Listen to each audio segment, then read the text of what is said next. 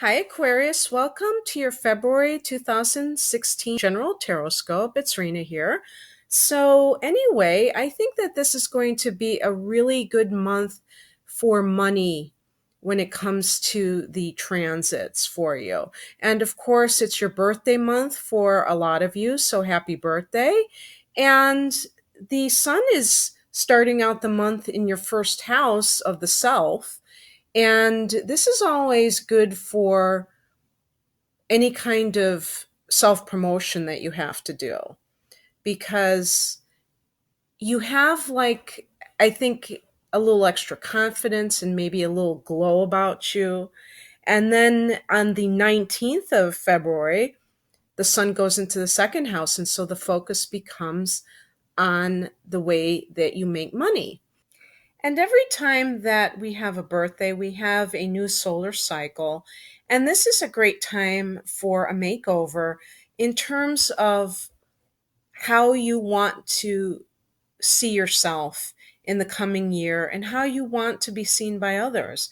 And there's going to be a new moon in your first house on the 8th of the month, and that is also the Chinese New Year. And it's going to be at 19 degrees of Aquarius. So you could just say it's kind of like a rebirth of sorts. And you naturally feel a lot more energetic when the sun comes into your first house after having been in the 12th. But you do still have a couple of planets there in the 12th house. Venus is in Capricorn, your 12th house, and it will enter the first right before that new moon on the 6th of February. And so while Venus has been in the 12th house, this is a wonderful inspirational time for artists. And even, who knows, maybe hooking up with somebody from a past life. But when it comes into your first house, you exude extra charm, and other people are attracted to you. When we talk about the law of attraction, it is the quality of somebody who is attractive. They can attract things towards them. And so it's not just about the classical good looks that we can all agree on. It has to do with your magnetism. Mercury was in retrograde and it dipped back into Capricorn, your 12th house. So you might have even had a few sleepless nights with vague worries that you can't put your finger on.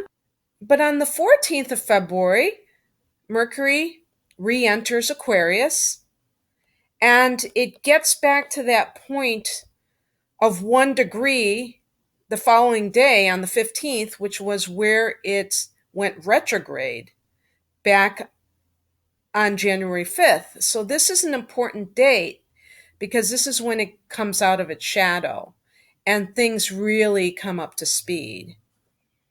So until mid month, there still may be some hinky things going on where everything is not quite as it should be when it comes to your electronics and your messages and all that stuff. So that will be a nice transit. And you'll also enjoy having Mercury in your first house because in the first house, you can start to contemplate how you wish to present yourself. And this may benefit you when it comes to business and all sorts of things. Now, speaking of business and career, Mars is in Scorpio all month long, and that's in your 10th house of career. So you're going to have a lot of drive to achieve and to do things. You know, Mars is all about being active in your career sector. And so this is actually very nice energy as long as you don't allow it to be too overbearing and you become someone who is forcing yourself rather than just promoting yourself. But with that combination of Mars in the 10th and these planets in the first house, it really is nice for personal PR. Jupiter, the planet of luck and expansion, is still in your eighth house, which is the house of other people's money, among other things. And so this is another money house of sorts, just like the second. And so this can indicate that there's always a possibility of you gaining when it comes to inheritances or some sort of loan that you've been applying for, money that you didn't even expect, some sort of investments, maybe even ones that you've forgotten. So it's going to continue to be here until September. So it's not going anywhere, but it's in retrograde motion. So there can be, in the retrograde motion, it can kind of be reliving the same sector. Now, again, these are general readings. So depending on your natal chart, all of the transits that I speak of may be in entirely different places. If you would like a more detailed reading using your personal birth data, please click on the link below. I have different offerings. And otherwise, Saturn is in your 11th house, and this is going to be a long term transit as well until 2017. So, in your 11th house, Saturn transiting there can indicate that you're really looking at your friendships and maybe taking out that weed whacker and seeing which ones are viable and which ones are past their prime. And it also can mean that your hopes and wishes are being taken more seriously by you because this is the house of hopes and wishes. And Saturn can make manifest the things that you've been dreaming about. But what's so nice about having Saturn here is that it grounds the energy. It doesn't just stay in the realm of fantasy, but becomes reality if you decide to apply yourself. So I think that's really a great transit, actually. The 11th house is your natural house. And then we have a full moon in Virgo on the 22nd of February, and this is at 3 degrees of Virgo. There again, your eighth house. So there might be some development. If you were in some sort of inheritance issues, there might be a decision rendered, or, maybe you will hear word about it. But it could be some kind of a completion in that sector. If you are married, it could indicate that your spouse gets a raise. That's always a possibility. So, Aquarius, the card I picked to describe you going into the month of February is the Knight of Pentacles.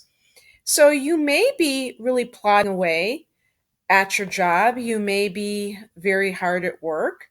And this is a way to enhance your savings. Maybe you have a particular goal in mind, or maybe you're just really bogged down with a career and you don't have a lot of free time, but you really are ambitious. Again, because I got Mars in the 10th house, I think there's a correlation there. The higher message about that situation is the Death card, though. So it could be that you are exerting a lot of effort because you do feel like, you know, uh, there's a chopping block situation. Maybe other people at your company have lost their jobs, and you feel like, I have to work extra hard so that I can keep my job. Now, what I believe that this card would be suggesting in that case is that you would be better off with the realization that it may be a time of transition and there's really nothing you can do about it. But, I don't discourage anyone from trying if it's something that they really want to do, as long as you're not being fear based about it and working yourself to the bone just because you think that's going to impress somebody and really the writing is on the wall, that sort of thing. Now, this could relate to relationships too. There could be somebody who is trying to, it could be that you're involved with somebody, possibly an earth sign, like a Capricorn, which I always associate with this particular card. And it's just not going anywhere. And the death card is kind of suggesting that you are in transition with this particular relationship. Maybe the person isn't very exciting for you. They're very practical, they're very stable, but that's about it. It's not, there's no connection otherwise. And maybe it served its purpose for a while and now it's stagnant. So, whatever's happening, the death card is talking of allowing the transition to do its thing, because as a fixed sign, you may be white knuckling it, holding on, and it's inevitable that your life will be altered regardless of how hard you try to maintain the status quo. The advice is the Four of Pentacles. And so this is about holding on to your money. And if you are viewing this reading from a career standpoint, it may be just saying if you are in a situation where there has been a lot of instability in your company, then you'll want to be more prudent with your finances so that you can gracefully transition if need be, and not have to worry about meeting your expenses. But it can also mean that you are asked to invest in something that's going to have a long-standing value, like a house. Maybe that's something that will increase your financial stability. Maybe you've been throwing it away in rent, and maybe it's a very high rent, and this card is saying, you have the money, so you should be, putting it in a place that you can, using it so that you can build a firm foundation. The card that crosses you is the Queen of Wands. Now, depending on the situation, again, since this is a general reading, the Queen of Wands could be somebody that you're involved with, and it could be either gender. It's just the feminine principle of the wands being a leader, but the feminine version of that, which is like a businesswoman. It could be somebody who is this could be a very confident person, but somebody who is very temperamental. And so this could be your boss. You might have a female boss, female manager, and maybe she has some good qualities, but maybe she has a part of her that is very hysterical, is drama laden, and somehow this is connected to what's happening to you at the moment with your career. And maybe some of you are involved with a person who is a fire sign, which the wands represent. So it could be either an Aries or a Sagittarian or a Leo, woman or man, I guess. And this person can be catty, and they can be a lot of fun.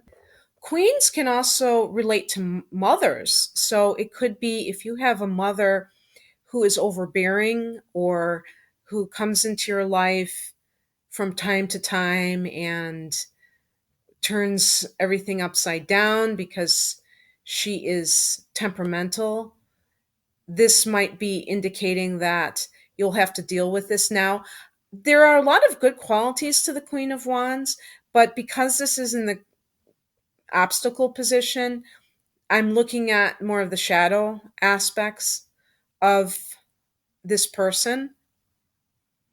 And the outcome is the Magician card. So I think that this can apply to either your love life or career, but I specifically connect it to career.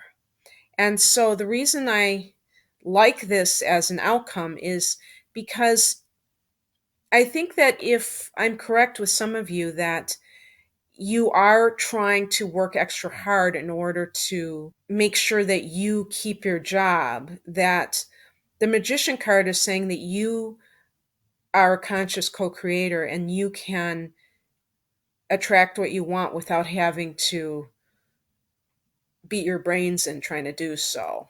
Because a lot of times when people try too hard, it actually is a form of resistance. And so it makes it's like really just struggling instead of allowing things to flow more easily. And the Knight of Pentacles can be a very positive, can do energy in terms of accumulating wealth and, making inroads in the career front or on the career front. But because of how you are as an individual, I think that you prefer things a little bit less predictable than that. And so you may be rolling up your sleeves if you have to, but basically you're not the typical 9 to 5er, even if that's what you do. So you if you are doing this, you're probably just doing this thinking it's going to be temporary so that you can avoid any loss of, whatever's happening. So I think that this magician card is really about taking charge of your own life and not worrying about other people and realizing that you are in the driver's seat. And it's the power of your mind that allows you to have that control. And because, you're an air sign, and as air signs, I think that you're quite comfortable with the idea of thought power. So it's really a wonderful thing to know that you can affect change. You don't have to wait for somebody else to give you a job or to acknowledge you on the job, but you can carve your own path. And that's ultimately a feeling of both freedom and autonomy. In any case, Aquarius, I hope you enjoyed your reading and I wish you all the best in February. Take care. Bye.